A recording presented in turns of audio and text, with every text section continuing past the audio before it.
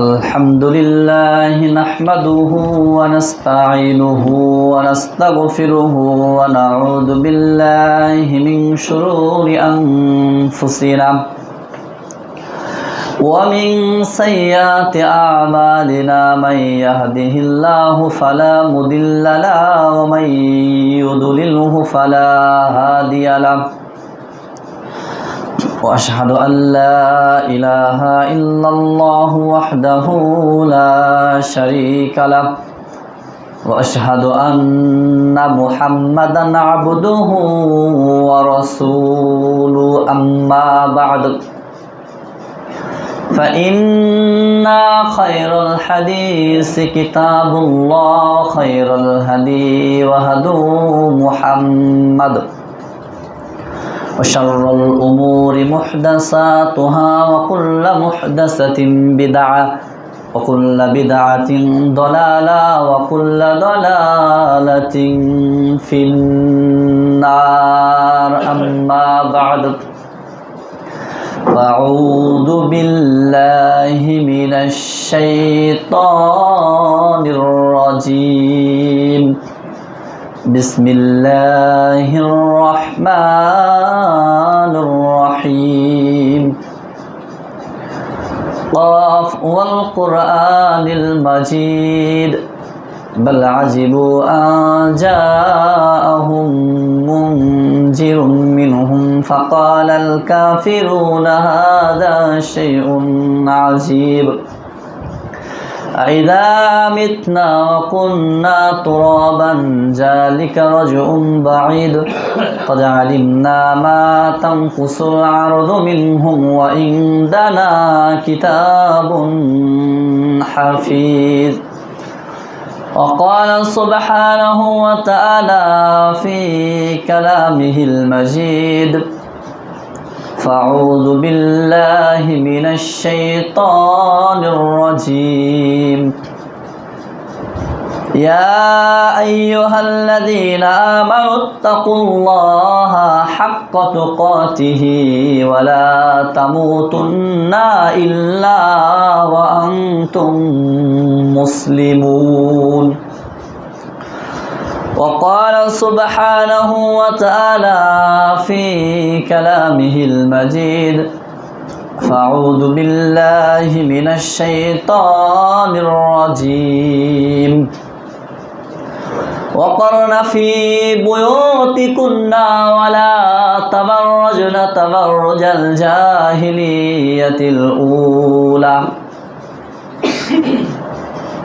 عن أبي هريرة رضي الله تعالى عنه قال قال رسول الله صلى الله عليه وسلم كل أمتي يدخلون الجنة إلا من أبى قيل يا رسول الله ومن يأبى قال من أطاعني دخل الجنة ومن عصاني فقد أبى সমস্ত প্রশংসা সমস্ত সিদ্দসানা সমস্ত তারিফ সেই মহান রব্বুল আলামিনের জন্য যে আল্লাহ সুবহানাহু ওয়া তাআলা দীর্ঘ এক সপ্তাহ পরে আবারও আমাদের সকলকে সশরীরে পবিত্র জুমা মসজিদে উপস্থিত হয়ে 2 রাকাত সালাত আদায় করে বসার সুযোগ করে দিয়েছেন।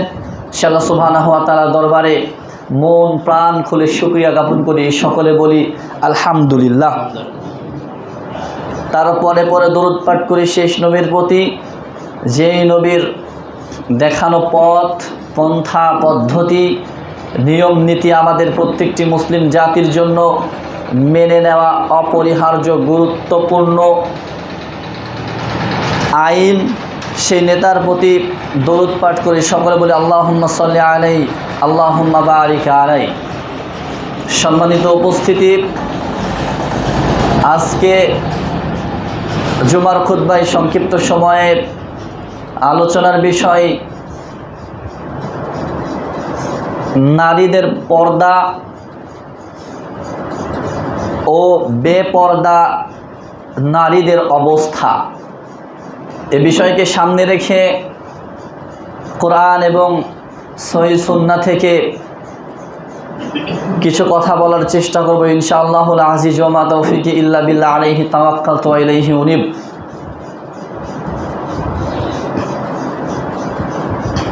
ইসলামের ভিতরে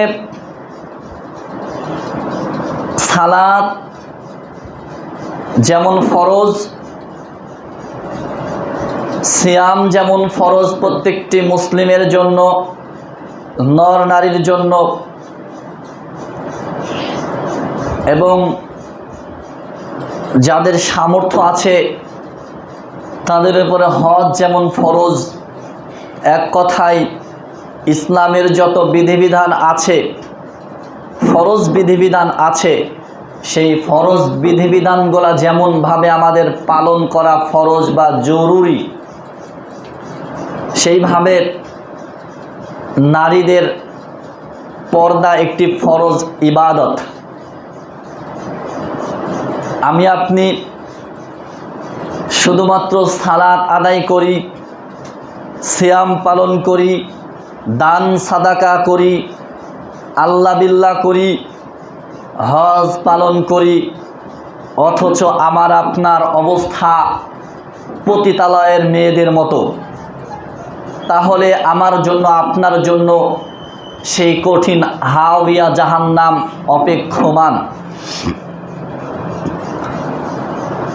নারীদেরকে পর্দার ব্যাপারে আল্লাহ পাক রব্বুল আলামিন মুসলিমদের সংবিধান, মুসলিমদের শ্রেষ্ঠ মূল কিতাব কোরআন মাজিদে যেমন কথা বলছেন, ঠিক তেমনিভাবে তার প্রেরিত দূত মুহাম্মদ সাল্লাল্লাহু আলাইহি ওয়াসাল্লাম তিনিও নারীদেরকে পর্দার ব্যাপারে কঠিন হুঁশিয়ার এবং কঠিন হুঙ্কার দিয়ে বলছেন। আল্লাহ পাক রব্বুল আলামিন বলছেন, ইয়া আইয়ুহান নবী, নবীদেরকে ডাক দিয়ে বলছেন, কুল্লি আজওয়াজিকা ওয়া বানাতিকা ওয়া নিসাইল মুমিনিন।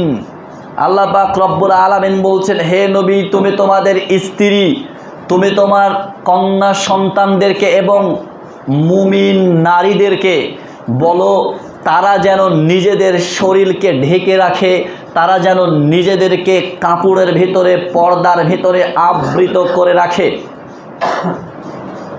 আল্লাহ পাক রব্বুল আলামিন অন্যত্রে বলছেন, ওয়াকরনা ফি বুয়ুতিকুন্না ওয়ালা তাবাররুজনা তাবাররুজাল জাহিলিয়াতিল উলা। আল্লাহ পাক রব্বুল আলামিন বলছেন, তোমরা জাহেলি যুগের একেবারে ইসলামের প্রথম যুগ যখন মুহাম্মদ সাল্লাল্লাহু আলাইহি ওয়াসাল্লাম আসেননি, যেই অন্ধকার কালো কুটকুটে সময় পার করেছে, সেই জাহেল যুগের নারীদের মতো তোমরা নিজেরা নিজেদের দেহকে মানুষের সামনে প্রকাশ করো না। তারা কি করত? নিজে এমন উলঙ্গ অবস্থায়, নগ্ন অবস্থায় বেড়াতো, মানে পোশাক পরে থাকতো, যেই পোশাকটাতে একজন পুরুষ দেখলে তার প্রতি আকৃষ্ট হতো এবং সেও ওই পুরুষের প্রতি আকৃষ্ট হতো। তোমরা এমন অবস্থায়, বস্ত্রহীন অবস্থায় নিজেদেরকে প্রদর্শন করে বেড়াবে না, যাতে করে অন্যের ঈমানটা নষ্ট হয়ে যায়। আল্লাহ পাক রব্বুল আলামিন অসংখ্য কথা বলছেন, অসংখ্য জায়গায়। নারীরা শুধুমাত্র পর্দায় থাকবে, একটা বার আমার আপনার ভাবা খুবই জরুরি বিষয়। ভাবতেই হবে যেই নারীর কোনো মর্যাদাই ছিল না ফেরাউনের সময়, যেই নারীর কোনো মর্যাদাই ছিল না জাহেলি যুগে, নারীদেরকে কোনো মূল্যায়নই করা হতো না, সেই নারীকে আল্লাহ পাক রব্বুল আলামিন সব থেকে শ্রেষ্ঠ মর্যাদা দান করেছেন। আমার আপনার বা ওই সময়ের রাষ্ট্রের যে নেতা ছিল, সেই নেতা কি শ্রেষ্ঠত্ব দিয়েছেন নারীকে? আপনারা ইতিহাস খুব ভালোই জানেন যে ওই সময় ছেলে হলে বলতো লাঠি বেড়েছে, আর নারী হলে ওকে জীবন্ত পুঁতে ফেলা হতো। কেউ মুখ দেখাতে পারতো না, বাপ মা তাকে জীবন্ত দাফন করে ফেলতো। সেই একেবারে যেই নির্যাতনের স্টিম রোলার চলছিল যেই নারীদের ওপরে, সেই নারীদেরকে মান মর্যাদার একেবারে উঁচুতে বসিয়েছেন সেই ইসলাম। আর এই ইসলামই তোমাদেরকে একেবারে সুন্দরভাবে, ভালোভাবে জীবনযাপন করার জন্য তোমাদেরকে ইসলামী নির্দেশ দিচ্ছে, আর তোমরা ইসলামের নির্দেশকে ভুলে যাচ্ছ। যেই ব্যক্তি বা যেই জিনিসটা আমার তোমার উপকার করেছে সেই ব্যক্তি বা সেই জিনিসকেই আজকে তুমি আমি ভুলে যাচ্ছি। আফসোস হওয়া দরকার। আজকে আমাদের কঠিন অবস্থা। এটার জন্য মনে করবেন না যে এটার জন্য শুধু নারীরা দায়ী। এটার জন্য দায়ী তার গার্জিয়ান, এটার জন্য দায়ী তার বাপ, এটার জন্য দায়ী তার স্বামী, এটার জন্য দায়ী তার ভাই, এটার জন্য দায়ী তার আরেক ভাই। এইভাবে আমাদের পরিবারের লোকগুলা, আমরা নিজেরাই ছেলে মানুষগুলাই আমরা আজকে নারীদেরকে লেলিয়ে দিচ্ছি বিধায় তারা ওই কাজ করতে পারছে, আজকে তারা পর্দার বাহিরে থাকতে পারছে। সর্বপ্রথম ওদের বুঝের থেকে আপনার বুঝ জরুরি যে ওই নারী হচ্ছে আপনার কাছে অনেক মর্যাদাবান। একই নারীর ভিতরে আল্লাহ আপনাকে কত নিয়ামত দিয়েছেন, একই মানুষ, একই নারী, একই জিনিস, যে একজন আপনার মা, একজন আপনার বউ, একজন আপনার খালা, একজন আপনার মেয়ে, একজন আপনার ভাস্তি, একজন আপনার বোন। একই নারী, একই ব্যক্তি। আল্লাহ পাক রব্বুল আলামিন একজনের ভিতরে কত নিয়ামত দিয়েছে। শুধুমাত্র জায়গা চেঞ্জ আর ব্যক্তিত্ব চেঞ্জ, যাকে আমরা ভোগ করি বা যাকে আমরা ভালোবাসি, যাকে আমরা সম্মান করি, যাকে আমরা আদর যত্ন দিয়ে কোলে পিঠে করে মানুষ করি, এত ভালোবাসা, এত আদর যত্ন আপনি দিচ্ছেন, আর ইসলামের বিধানকে আপনি লাথি দিয়ে ফেলে দিচ্ছেন। এটা কেমন মুসলমান আপনি? আল্লাহ পাক রব্বুল আলামিন নারী পুরুষ উভয়দেরকে ডাক দিয়ে বলছেন, দেখেন একটা জিনিস ভালোভাবে বোঝাই।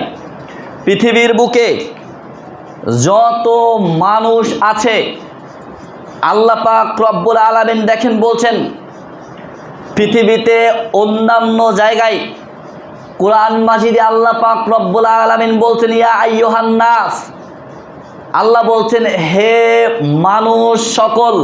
ভালোভাবে বুঝবেন, আল্লাহ লোকদেরকে, মানুষদেরকে সম্বোধন করে ডেকে বলছেন, ইয়া আইয়ুহান নাস, হে লোক সকল, নারী পুরুষ উভয়।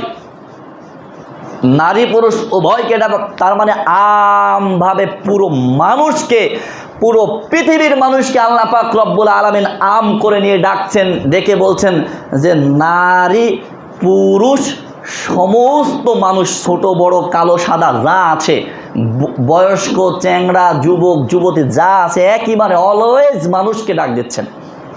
আল্লাহ বলছেন, ইয়া আইয়ুহান নবী, হে নবীগণ।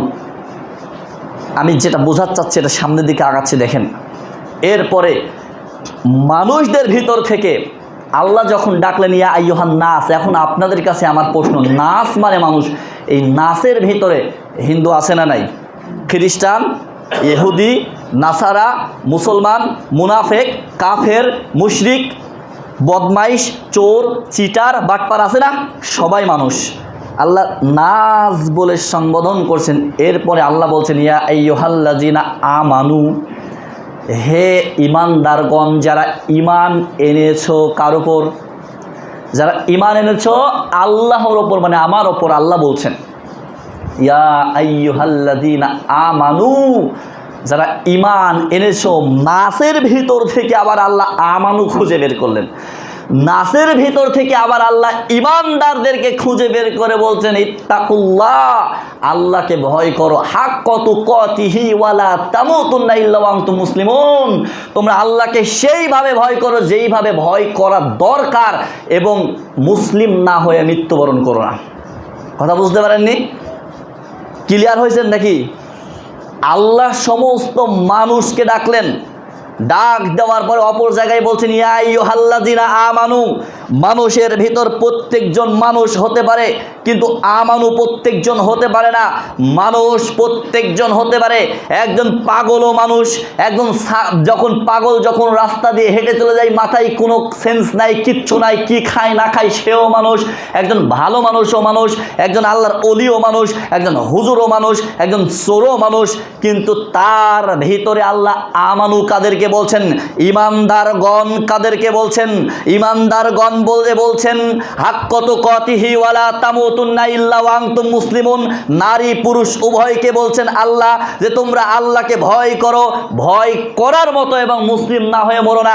এখন আপনাদের কথা আল্লাহ বলছেন মুসলিম না হয়ে মরো না, আপনি বলবেন যে আমি তো মুসলমানের বাচ্চার ঘরে জন্মগ্রহণ করেছি, অথচ আপনি ন্যাংটা হয়ে রাস্তায় ঘুরে বেড়াচ্ছেন, কোনো পর্দার সিস্টেম আপনার নাই। আপনি মুসলমান থাকবেন কিভাবে? কথা বুঝেননি? ইমানদার থাকতে হলে তো ইমানের আলামত বা আপনার আমার সিস্টেমটা মানে থাকা লাগবে ভিতরে। মুহাম্মদ সাল্লাল্লাহু আলাইহি ওয়াসাল্লাম বলছেন, আবু সাঈদ খুদরি রাদিয়াল্লাহু তাআলা আনহু বলছেন, আল্লাহর নবী সাল্লাল্লাহু আলাইহি ওয়াসাল্লাম বলছেন যে ফাত্তাকুদ দুনিয়া ওয়াত্তাকুন নিসা, তোমরা দুনিয়া থেকে বেঁচে থাকো এবং নারীদের চক্রান্ত থেকে বেঁচে থাকো। ফাইন্না আউওয়ালা ফিতনাতি বানি ইসরাইল ফাত্তাকুন নিসা।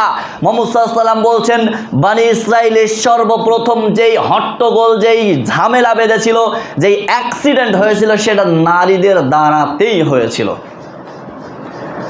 রাসূল সাল্লাল্লাহু আলাইহি ওয়াসাল্লাম আয়েশা রাদিয়াল্লাহু তাআলা আনহাকে বলছেন, নারীরা যখন বাড়ি থেকে বের হয় শয়তানের রূপ ধরে বাড়ি থেকে বের হয়, আবার শয়তানের রূপ ধরে বাড়িতে ফিরে আসে। কালো কুত্তার সাথে তুলনা করেছেন, নারীরা যদি সালাতের সামনে দিয়ে যায় সালাত বাতিল বাতিল বাতিল। কথা বুঝেননি? মুহাম্মদ সাল্লাল্লাহু আলাইহি ওয়াসাল্লাম নারীদেরকে একেবারে বলছেন তারা শয়তান, শয়তান বলে উল্লেখ করেছেন। আবার বলছেন যে তারা শয়তানের রূপ ধরে বাড়ি থেকে বের হয় এবং শয়তানের রূপ ধরে কি করে আপনার বাড়িতে প্রবেশ করে। সো সাবধান। আল্লাহর নবী অপর এক হাদিসে বলছেন যে আমি পুরুষের জন্য এমন কোনো ভয়ানক বস্তু পৃথিবীতে ছেড়ে যাইনি, আমি পুরুষের জন্য এমন কোনো ভয়ানক বস্তু এই দুনিয়াতে ছেড়ে যাইনি নারীদের থেকে ভয়ানক ভয়াবহ কঠিন কোনো বস্তু পৃথিবীতে আমি পুরুষদের জন্য ছেড়ে যাইনি। একজন পুরুষকে কিভাবে হেনস্থা করতে হয়, একজন পুরুষের ব্রেনকে কিভাবে ঝালাই করতে হয়, একজন পুরুষের মেধাকে কিভাবে খেয়ে ফেলতে হয়, সেটা একমাত্র নারী ভালো জানে। আল্লাহ পাক রব্বুল আলামিন নারীদের কথা বলে বলছেন যে ইন্না কাইদাকুন্না আজিম, নিশ্চয়ই নারীদের চক্রান্ত খুব কঠিন এবং জটিল চক্রান্ত। অন্যত্রে আল্লাহ বলছেন ইন্না কাইদা শাইতানা কানা যায়ীফা, নিশ্চয়ই শয়তানের চক্রান্ত খুব দুর্বল চক্রান্ত। তার মানে শয়তানকেও ফেল করে ফেলেছে, শয়তানকেও ফেল করে দিয়েছে। শয়তান তো কে? শয়তান তো কোথাকার, তাকে দেখার সময় নেই, তাকে গোনার সময় নেই। নারীদের কাছে তারা এত ভয়াবহ এবং কঠিন জিনিস। আপনি কেন পর্দা করবেন না? আপনার কিসে ফুসকি পড়ে গেল পর্দা করতে?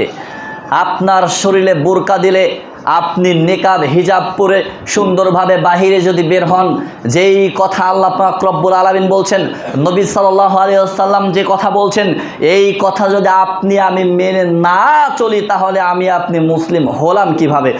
আর আপনি বলবেন যে আমি মুসলমানের ঘরে জন্মগ্রহণ করেছি তাই আমি মুসলিম। না, আপনার এই যুক্তি খাটবে না। আপনি তখনই পরিপূর্ণ খাঁটি ইমানদার বা মুসলিম বলে প্রমাণিত হবেন যখন আপনি ইসলামের বিধানগুলো মেনে চলার চেষ্টা করবেন বা মানবেন আপনি।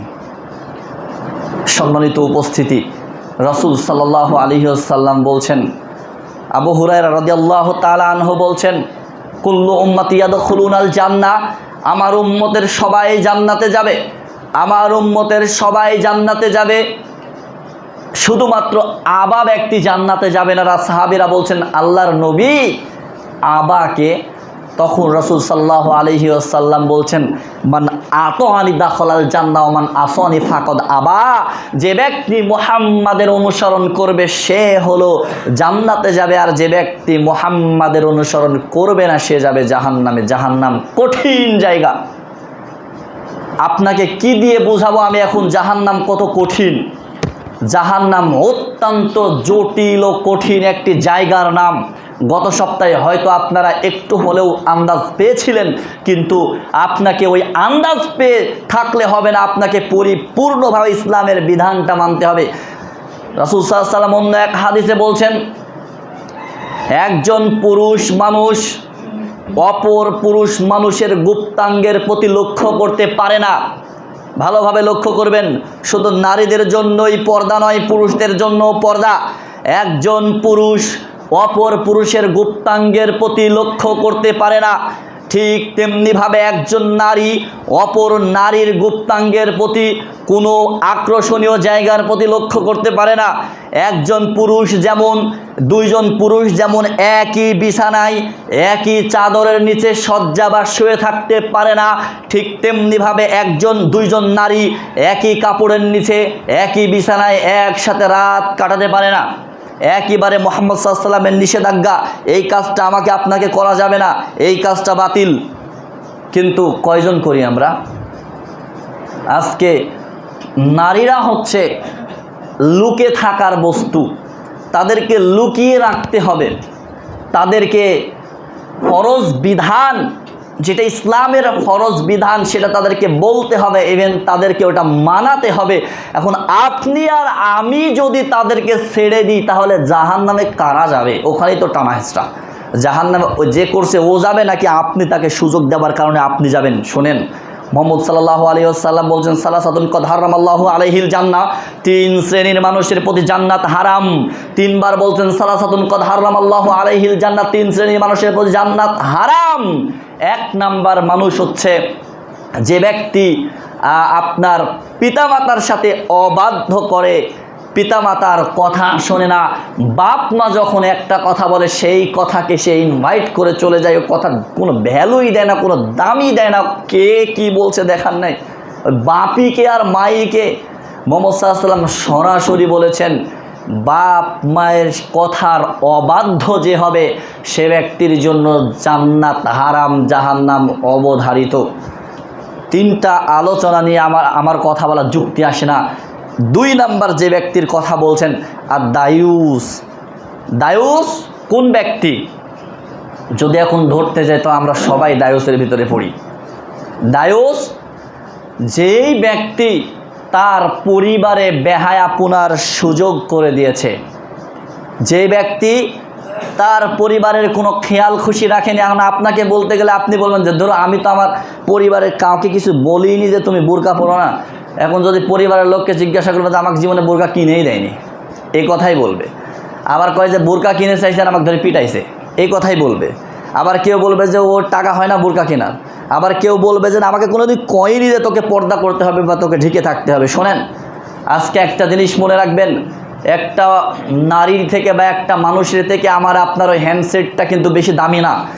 একটা মানুষের থেকে, মানুষের ইজ্জতের থেকে আমার আপনার কম্পিউটার বা ল্যাপটপটা বেশি দামি নয়।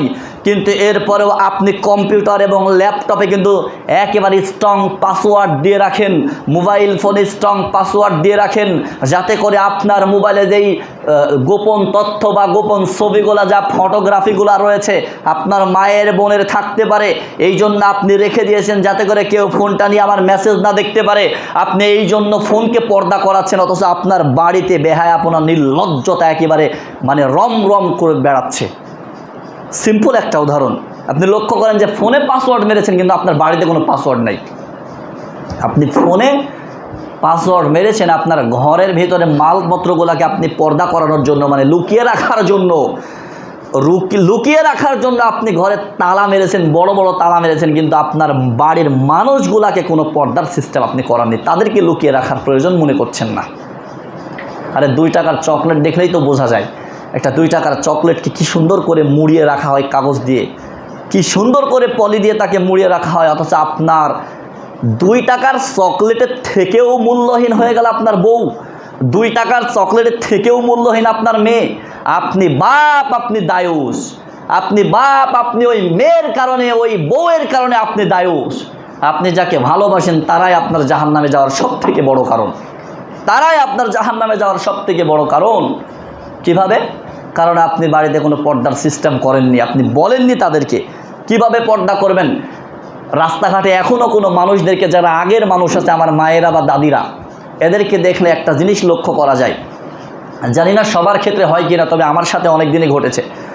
ওই দূর থেকে যখন কেউ আমাকে দেখতে পেয়েছে, আমি যখন আসছি, তখন আগের মানুষের কথা বলছি, এখনকার আধুনিক যুগের মডার্ন মানুষের কথা বলছি না, তারা শাড়ি পরে থাকলে শাড়ির আঁচলটা নিয়ে মাথার উপরে দিয়ে দাঁত দিয়ে কামড় ধরে পূবের দিক থাকলে পশ্চিমের দিক ঘুরে, আছে না, ঘুরে সুন্দরভাবে নিজেকে হেফাজত করার চেষ্টা করে। যদিও সে 12 হাত লম্বা একটা শাড়ি পরেছে, ওইটা দিয়ে তার পুরো শরীর ঢেকে না, এরপরও সে ট্রাই করে বা চেষ্টা করে যেভাবে হোক সে তাকে নিজেকে হেফাজত করবে পরপুরুষ থেকে।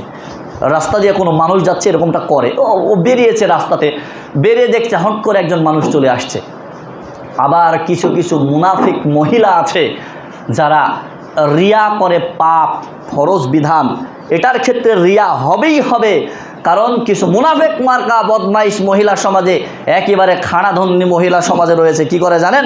ওই যে কিছু মানুষকে দেখলে, ভাসুরকে দেখলে ভাসুরের সামনে ঢ্যাং ঢ্যাং করে লাসে আর কথা বলে, দেবরকে দেখলে কোনো কথা নাই, দেবরের সাথে গলা ধরে একেবারে গল্প করে লাসে, সব কিছু করে, কোনো সমস্যা নাই, ভাসুর দেবর কোনোই সমস্যা নাই। এই যে রাস্তা দিয়ে যখন কোনো হুজুর মানুষ, মুখে দাঁড়িয়েওয়ালা বৃদ্ধ বয়স্ক বুড়া মানুষ যায়, তখন সুন্দরভাবে মাথার ওপরে কাপড়টা তুলে ধরে পর্দাওয়ালার কনফার্ম জান্নাতি, নাউজুবিল্লাহ। এটা তো রিয়া, লোক দেখানোর জন্য পর্দা করছে, লোককে দেখানোর জন্য। দেখো হুজুরকে দেখানোর জন্য আমি কি পর্দাওয়ালি, হুজুরকে দেখাচ্ছে, বয়স্ক মানুষকে দেখাচ্ছে, লোককে দেখাচ্ছে। আমার এত খারাপ লাগে এই বিষয়গুলো দেখলে। আপনি কেন, একে তো ফরজ বিধান আপনি লঙ্ঘন করছেন, দ্বিতীয়ত আপনি আবার শিরকের মতো মহা পাপে জড়িত হচ্ছেন। সাবধান। আজকে আপনি আপনার মেয়েকে ছেড়ে দিয়েছেন স্কুল কলেজে, অনেক দিন আগেও বলেছি এই কথা, মেয়েকে স্কুল কলেজে ছেড়ে দিয়েছেন। সারা দিন আপনার মেয়ে কোথায় কি করছে ধুইলে অন্ধকার করার পরে বাড়িতে আসার পরে আপনি কত ভালোবাসেন তাকে, অথচ কোনো খোঁজ রাখলেন না আপনার মেয়ে কি করছে। শোনেন, একটা পাপ 3 ভাগে বিভক্ত, একটা অপরাধ 3 ভাগে বিভক্ত। আমার বউ রাস্তায় ছাগলের মতো, গাধার মতো, কুত্তার মতো ছেড়ে দিয়েছি। আমার বউ যখন রাস্তায় উলঙ্গ অবস্থায় গেল, যাওয়ার পরে রাস্তা দিয়ে দৌড়াচ্ছে একজন ব্যবসায়ী। সেই ব্যবসায়ী যখন আমার বউকে দেখলো, আমি ছেড়ে দেওয়ার কারণে আমার পাপ, আমার বউ তার শরীর দেখালো ওই জন্য তার পাপ, যেই ব্যক্তি দেখলো এই জন্য তার পাপ। এক পাপ 3 ভাগে বিভক্ত। আপনি খাওয়াচ্ছেন, আপনি পড়াচ্ছেন, আপনি সব কিছু করছেন, আবার তার থেকে পাপও আপনি নেবেন। আপনি আমাকে খাওয়ালে, আপনি আমাকে পড়ালে চাইবেন যে আপনার থেকে, আমার থেকে আপনি ভালো কিছু পান। একটা ছাগল যখন আপনি পালেন, একটা গরু যখন আপনি পালেন, তখন আপনি চান যে ছাগল গরু থেকে আপনার কিছু প্রফিট আসুক, আপনি চান যে তার থেকে আপনি উপকৃত হন। তো আপনি ওই বাড়িতে পশুটা পালতেছেন, যে আপনার বউ, আপনার বাচ্চা এই পশুকে পালছেন, তো আপনি এই পশুকে ছাগল কুত্তার মতো ছেড়ে দিয়েছেন কেন রাস্তাতে? কেন? আপনি দিতে পারবেন উত্তর, কেন ছেড়ে দিয়েছে না? তারাই কেন ঢ্যাং ঢ্যাং করে যাচ্ছে? আল্লাহর নবীকে দেবর সম্পর্কে প্রশ্ন করে, আল্লাহর নবী দেবর কি? তখন আল্লাহর নবী বলছেন, ভাবিদের জন্য দেবর হচ্ছে মরণ সমতুল্য, ভাবিদের জন্য দেবর হচ্ছে মৃত্যু সমতুল্য। তার মানে মরে যাওয়া ভালো, কিন্তু দেবরের সাথে সাক্ষাৎ করা ভালো নয়। মরে যাওয়া ভালো, কিন্তু দেবরের সাথে দেখা দেওয়া ভালো নয়। এটা হলো ইসলাম, এটা হলো ইসলামের বিধান। যে আপনাকে, কয়টা বাজে? ঘড়ি তো নষ্ট। এটা যে আপনাকে 17 বাজে, যে আপনাকে সুন্দরভাবে আপনাকে বুঝ দিবে, যে আপনাকে বুঝাবে যে তোমাকে ইসলামের ভিতরেই থাকতে হবে। একটা হাদিস বলে শেষ করছি। আবু হুরায়রা রাদিয়াল্লাহু তাআলা আনহুর মা, আবু হুরায়রা রাদিয়াল্লাহু তাআলা আনহু এত গরিব মানুষ, সে মসজিদে শুয়ে থাকতো। কেউ যদি খেতে দিত খেতে পাইতো, না হলে পাথর বেঁধে নবীর সাথে শুয়ে থাকতো হাদিস শেখার জন্য। সব থেকে হাদিস বেশি বর্ণনা করেছে। ইসলাম যখন গ্রহণ করলেন, আবু হুরায়রার মা বাড়িতে বেড়া দেবে কি দিয়ে? বাড়িতে বেড়া দেওয়ার কোনো সিস্টেম নাই, পর্দা করবে কিভাবে? তখন সে ওই কলা গাছ বা খেজুরের ঝুপড়ি বা পাতা দিয়ে তার ওয়ালের উপরে বেড়া করেছিল, মানে ঝুলিয়ে ঝুলিয়ে রেখে সে বেড়া করে বাড়িকে আড়াল করেছিল, পর্দার সিস্টেম চালু করেছিল। কিন্তু আমি আপনি কি করছি?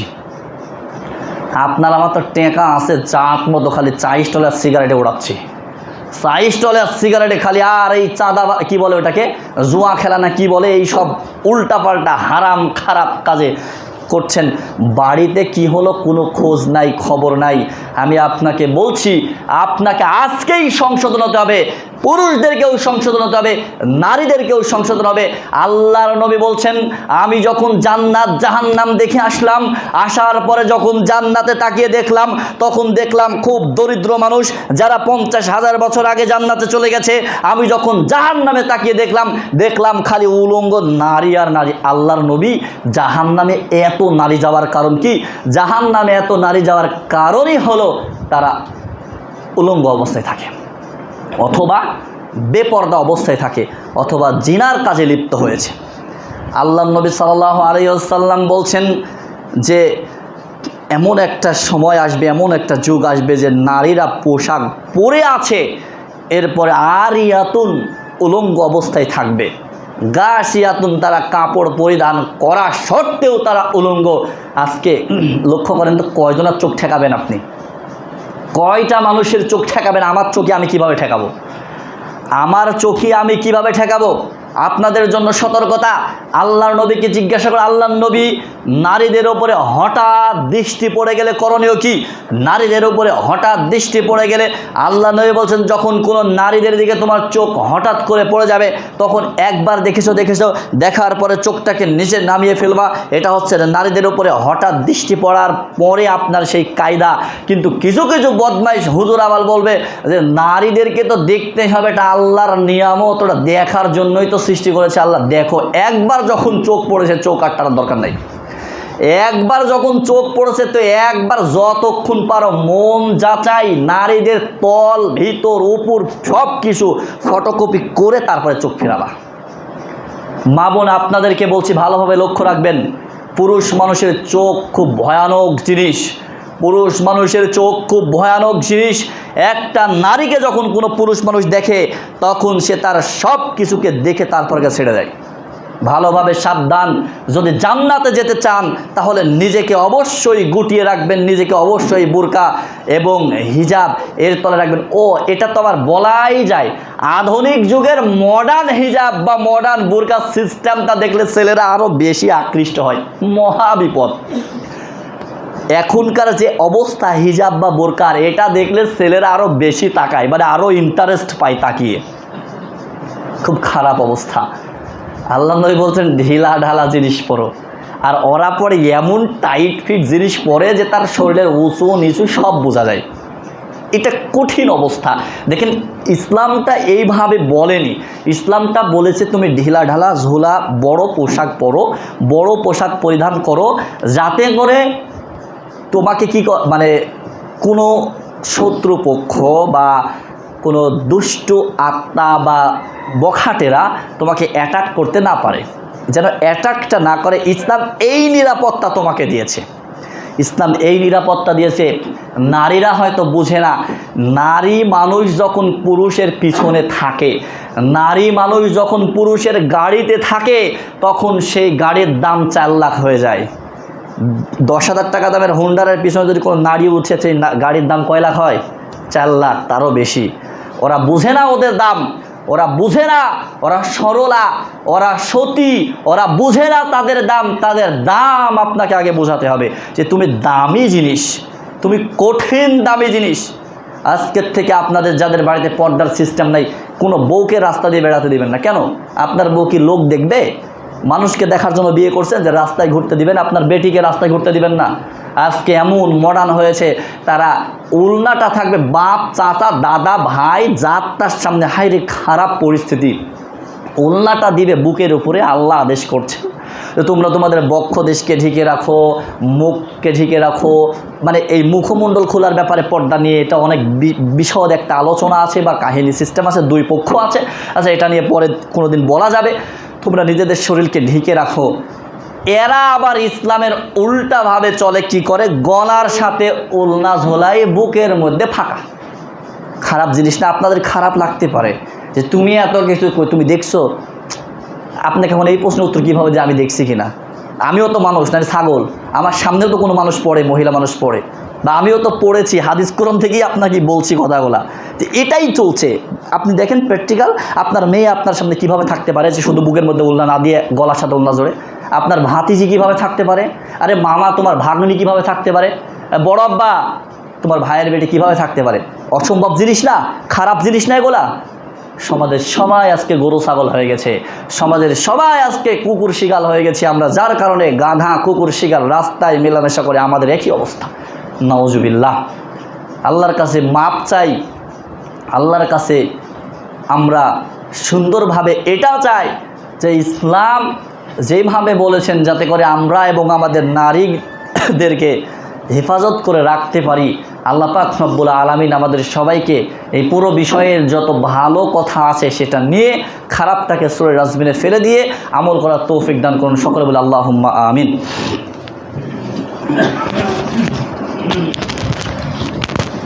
আলহামদুলিল্লাহ।